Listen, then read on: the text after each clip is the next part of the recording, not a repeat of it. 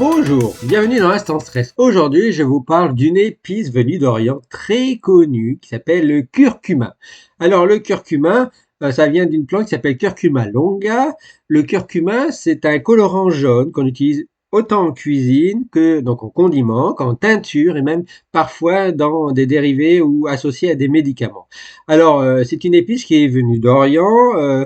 Il faut savoir que maintenant, le plus premier producteur mondial actuellement de curcuma, c'est l'Inde.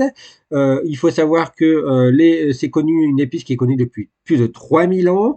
Le curcuma, il est issu, extrait de la tige, une tige souterraine de cette plante qui s'appelle un rhizome. C'est une tige souterraine et on la broie et on en extrait une poudre qui est le curcuma. C'est un colorant jaune. Alors on lui prête beaucoup de propriétés anti-inflammatoires, antioxydants, ça joue contre les troubles digestifs, ça aide le foie, ça joue contre ça aide l'articulation, ça favorise d'avoir un sang en meilleure santé. Vous avez plein de propriétés sur Internet qu'on vous parle, qui sont montrées sur le curcuma.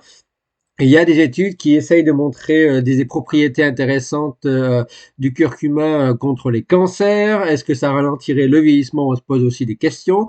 Il faut savoir qu'en santé, le curcuma, on se pose beaucoup de questions. Il y a beaucoup de débats. Alors que je vous l'ai dit, en Inde, ses premiers producteurs, c'est 800 000 tonnes par an, donc on l'utilise beaucoup. Les industries l'utilisent beaucoup également comme colorant. Vous le trouvez en cuisine, on peut le mettre par exemple dans le riz, dans des sauces, dans la mayonnaise, dans des huiles, dans les pommes de terre, dans la paella, c'est le fameux curry, dans des haricots. Vous voyez, on le trouve beaucoup.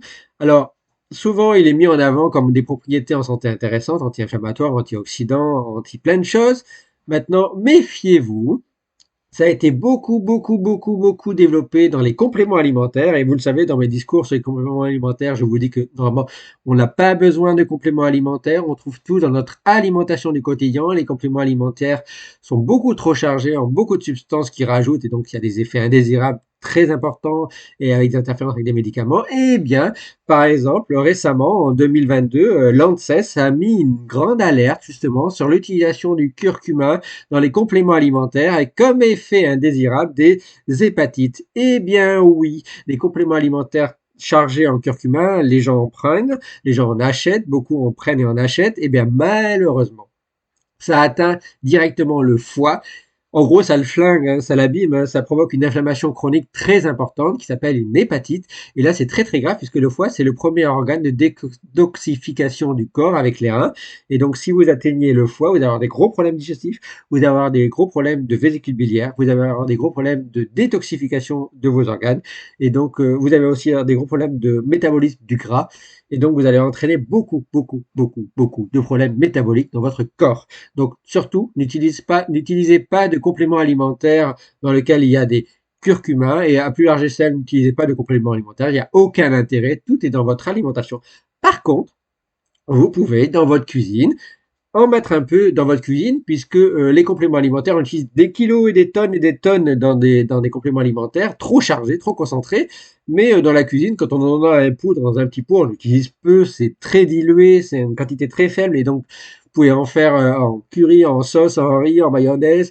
Là, ce sont des doses plutôt des petites doses, et on pense plutôt que ces petites doses pourraient avoir des effets bénéfiques justement sur l'anti-inflammatoire, antioxydant, dans l'alimentation au quotidien.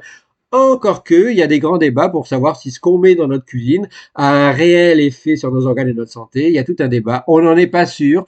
Donc, c'est une épice qui pourrait avoir des propriétés intéressantes, qui nécessite beaucoup d'études scientifiques et médicales avant d'avoir des conclusions assez fermes dessus. Maintenant, il y a des compléments alimentaires qui utilisent le curcuma à ne surtout pas utiliser puisqu'ils provoquent au minimum des inflammations du foie et des hépatites et c'est très dangereux. Voilà, vous en savez un peu plus sur cette épice qui, je vous le conseille en cuisine, c'est intéressant comme condiment, hein, petite dose, vous pouvez remettre de temps en temps. Maintenant, si vous espérez avoir un effet intéressant au niveau santé, ne rêvez pas, ça ne sera pas dans votre cuisine et surtout n'en abusez pas puisqu'on sait qu'au minimum, ça peut abîmer votre foie. C'est comme toute molécule, si on l'utilise trop, ça abîme nos organes, si on n'utilise pas assez, il n'y a pas d'effet. On cherche encore les doses à utiliser, et ça, c'est la science qui le dira un de ces jours. Mais en attendant, faites très attention. Vous pouvez utiliser du curcuma, il n'y a aucun problème dans votre cuisine. Voilà. Merci à vous. En attendant un prochain instant stress, que le mot stress soit avec vous. Ciao, ciao, ciao.